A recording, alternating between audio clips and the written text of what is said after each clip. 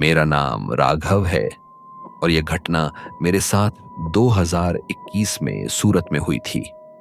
यह कहानी मैं आज तक किसी को पूरी तरह नहीं बता पाया क्योंकि जो मैंने वहां देखा था उसने मेरी नींद, मेरी हिम्मत सब छीन लिया। मैं सूरत में एक इंटीरियर साइट इंस्पेक्शन के लिए गया था। क्लाइंट की बिल्डिंग 3 साल से खाली पड़ी थी। कोई रहने नहीं आया, कोई खरीदार नहीं मिला। बाहरी संरचना बिल्कुल ठीक थी, पर भीतर अजीब सी वीरानी थी। पहला दिन, अजीब नजरें। बिल्डिंग में कदम रखते ही मुझे ऐसा लगा जैसे मेरा कोई गुपचुप तरीके से निरीक्षण कर रहा हो। पहली और दूसरी मंजिल पूरी तरह खाली थी, सिर्फ की पुरानी गंध, टूटी खिड़कियां और धूप की पतली रेखाएं। लेकिन महसूस लगातार हो रहा था कि कोई मैं जहां जा रहा हूं वहीं चल रहा है। मैं इसे वहम समझकर आगे बढ़ गया। अंधेरा कमरा, सूनी आंखें।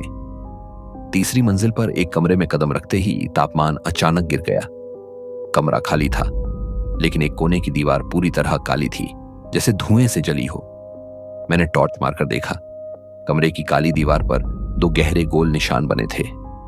पहली नजर में ऐसा लगा जैसे कोई 2 आंखों के बराबर जगह से दीवार को लगातार घूरता रहा हो। मेरा गला सूख गया। मैंने जल्दी जल्दी तस्वीरें खींची और बाहर निकल आया।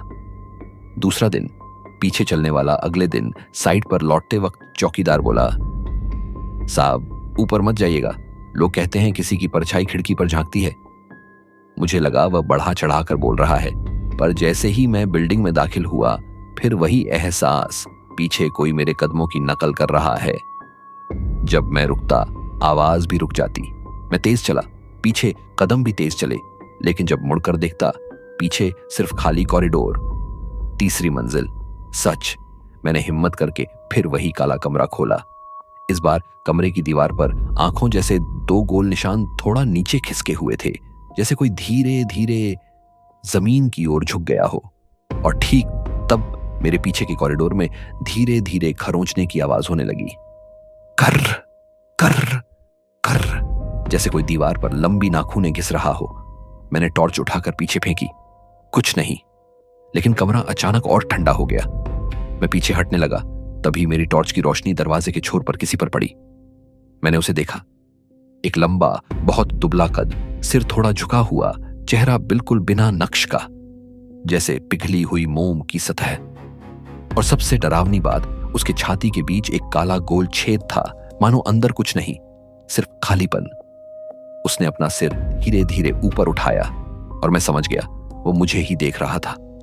भागने की कोशिश मैं उल्टे कदमों से भागा, सीढ़ियां छलांगते हुए नीचे पहुंचा।